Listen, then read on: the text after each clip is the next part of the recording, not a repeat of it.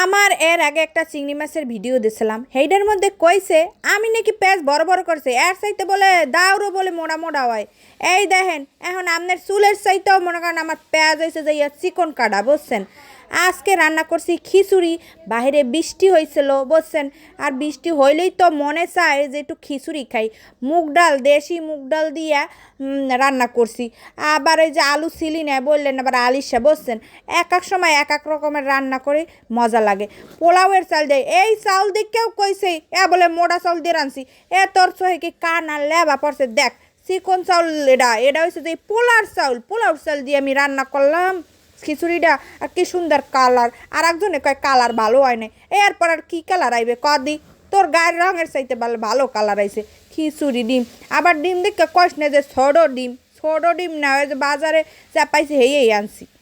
আর একজন এই শশা ছিলি নাই দেখে আমারে কইছে আলিশা, হায় রে বেটা জানো শশা ছোলাই বেশি পুষ্টি।